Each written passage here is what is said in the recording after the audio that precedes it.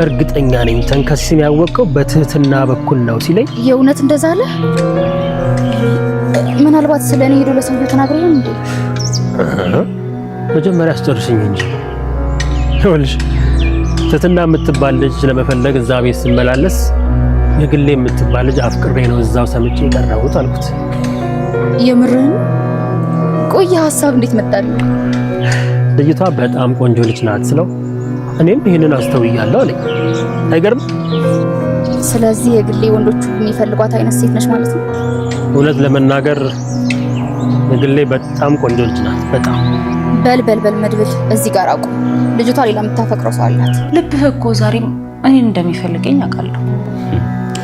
እንግዲያውስ ወይ የኔ ልብ ወይ አንቺ ተሳስተሻል ነው።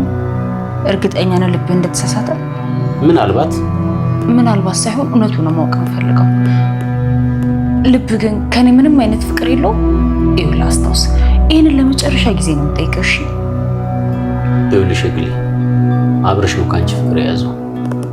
እኔ መች ስለ አብረሽ አወራሁ ስላንተ ነው እንጂ። የግሌ እባክሽ። ቆይ ለምን አይገባህም? እኔ አንተን ላፈቅርህ አልችልም። እኔ ልቤ ያለው ገልሞ ጋር ብቻ ነው። እባክህን ተረዳኝ።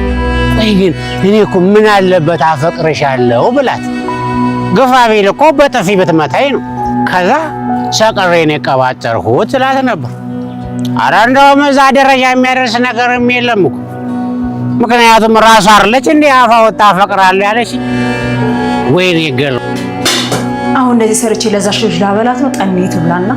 ቆይ እኔ እስከመቼ የእናንተ ውጥቀቃይ ሆኜ የምቀረው? ያጫውንስ በዛ። ከፈለግሽ እኮ የኔ ንግስት ላደርግሽ እችላለሁ። ትሰማኛለህ አብርሽ? እኔ አሁን እየቀለድኩኝ አይደለም። ስሄድ ነው የምቀልድ። እኔስ በዚህ ሰዓት መቀለድ ይመስልሻል? ለምን የጠየቅኩሽን አድድ ላስጭ እንዳስጭው አብርሽ በጣም ይርታ። እኔ ከዚህ በኋላ አሳልፍ የምሰጠው ሰውነትና ማንነት የለኝ። የግሌ እኔ በጣም አፈቅርሽ። ይቅርታ ካጠፋው ይቅርታ። እኔ በቃ ውስጥ የሚሰማኝ መናገር ስላለብኝ።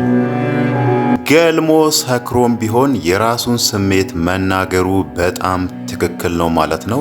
እዛ ጋር የግሌን እንደሚያፈቅራት እሷን አሳልፎ ለአብርሽ መስጠት እንደማይችል መናገሩ በጣም ትክክል ነው። የግሌንም ደስ ብሏታል ማለት ነው። ግን ደግሞ ችግሩ ገልሞ ጠዋት ላይ ስካሩ ቀለል ካለለ በኋላ ይሄንን ነገር ላይደግመው ይችላል ማለት ነው። ምናልባትም እኔ እንደዛ አላልኩም ብሎ ሊክዳቸውም ይችላል። ለምን ከተባለ እሱ አብርሽን እንደ ወንድሙ ስለሚወደው ስለሚያከብረው ሁሉንም አንድ ባንድ እዛ ቤት ሰብስቧቸው እንደ ቤተሰብ እንደ ወንድሞቹ እያኖራቸው ስለሆነ አብርሽ ላይ ይሄንን ክህደት መፈጸም የለብኝም፣ ለአብርሽ ብዬ ፍቅሬን አሳልፌ እተዋለሁ የሚለውን ነገር ከዚህም በፊት በተደጋጋሚ ሲያወራ ነበርና ምናልባትም አሁን ላይም ያንን ነገር ሊደግም ይችላል ማለት ነው።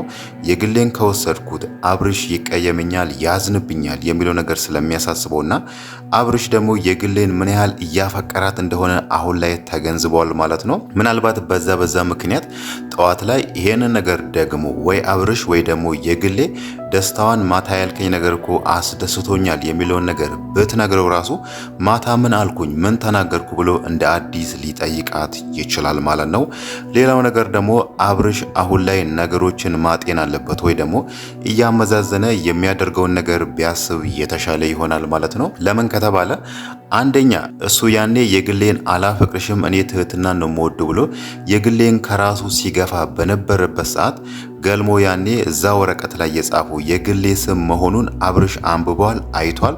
እሱ የግሌን ባላፈቀረበት ሰዓት ገልሞ ቀድሞ ያፈቅራት ነበርና በዚህ መሃል ደግሞ ይሄንን ነገር እሳቤ ውስጥ አስገብቶ የግሌን ለገልሞ መተው ነበረበት ማለት ነው። እሱ አሁን ላይ ትህትና ፊት ስላልሰጠችውና እሱን ስላልተቀበለችው በተደጋጋሚ ወደ መድብል ስለሄደች በስተመጨረሻም ተስፋ ቆርጦ ታፈቅረው የነበረውን የግሌን ቆማ ትጠብቀኛለች ወይ ደግሞ አሁንም ድረስ ታፈቅረኛለች የሚለውን ነገር አስቦ ወደ የግሌ መመለሱና እዛ ጋር ገልሞ እንደሚወዳት እንደሚያፈቅራት እያወቀ በግድ የግሌን የራሱ ለማድረግ ማሰቡ ምናልባት አብርሽን ራስ ወዳድ ነው ሊያስብለውም ይችላል ማለት ነው። በእርግጥ በስተመጨረሻ መደንገጡ ራሱ አብርሽ ራስ ወዳድ መሆኑን ነው የሚያሳየው። የግሌም ዛሬ ላይ አንተን ላፈቅርህ አልችልም እኔ ገልሞን ነው ማፈቅረው የሚለውን ነገር ብትነግሩ ራሱ እሱ ደግሞ የመጨረሻ አንድ እድል ስጭኝ የሚለውን ነገር ተጭኖ የግሌም መጠየቁ ምናልባት ስህተት ነው ማለት ነው።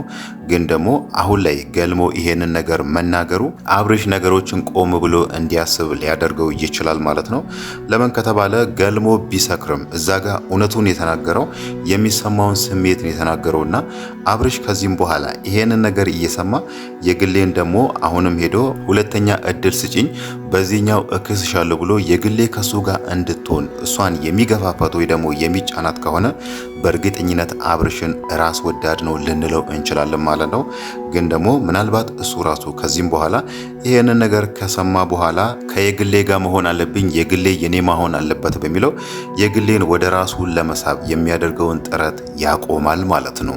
የግሌ ደግሞ ከገልሞ የሰማችው ነገር በጣም አስደስቷታል ማለት ነው። ከዚህም በፊት በተደጋጋሚ ገልሞ ይሄንን ነገር ሳይሰክር በኖርማል ሆኖ እንዲላት በተደጋጋሚ ስትጠይቀው ነበር። ግን ደግሞ ገልሞ በአብርሽ ምክንያት አብርሽ ስላሳዘነው አብርሽ ላይ እንደዚህ አይነት ክደት አልፈጸምም በሚል ብዙ ጊዜ ፍቅሩን አምቆ ቆይቶ ነበርና ያው ከዚህም በኋላ የሚሆነው ሰክሮ የተናገረው ትክክለኛውን ስሜት ስለሆነ ሁለቱም አንድ ላይ መሆን አለባቸው ማለት ነው። ግን ደግሞ የግሌ አብርሽን ቀድማው ያለችው ነገር አለ። እኔ አንተን ላፈቅር አልችልም፣ ካንተ ጋር ልሆን አልችልም፣ ፊትህን ወደ ትህትና ዙር፣ ትህትና ካልሆነች ደግሞ አዲሷ የመጣችውን የመዳም ቅመም ትዝታን ጠበቅ አድርገህ ያዛት የሚለውን ነገር አብርሽም ብላው ነበር ማለት ነው። ግን ደግሞ አብርሽ በጭራሽ ከትዝታ ጋር እንደማይሆን ዛሬ ላይ ለሷም አረጋግጧል ማለት ነው። ለምን ከተባለ ትዝታ ነገሮች ሲመቻቹላት አብርሽን ጥላው የሄደችውና ከገዛ ጓደኛው ጋር የራሱ መኝታ ክፍል አንድ ላይ ስላያቸው አሁን ላይ እሷን ይቅርታ አድርጎላት እንደ ኖርማል ጓደኛ ወይ ደግሞ እንደ እህት አብረን መቀጠል አለብን የሚለውን ነገር ነው እንጂ እየነገራት ያለው እሷ አስባ በመጣችው መንገድ በፍቅር እንቀጥላለን እንዲህ እንሆናለን የሚለውን ነገር እንደማይቀበል ነግሯታል ማለት ነው። ግን ደግሞ አብርሽ እዚህ ጋር ማድረግ አለበት ብለን የምናስበው ትዝታን ቶሎ ብሎ ከዛ ቤት ማስወጣት አለበት ማለት ነው። ትዝታ አሁን ላይ ከአብርሽ ውጪ እዛ ቤት ውስጥ ያሉ ሰዎችን በንቀት አይን እያየቻቸው ስለሆነ ምናልባትም እነሱ ላይ አደጋ ልታስከትል ትችላለች ማለት ነው። እሷ አሁን ላይ ከሁሉም ሰው ላይ አይኗን የጣለችው ትህትና ላይ ስለሆነ ማለት ነው።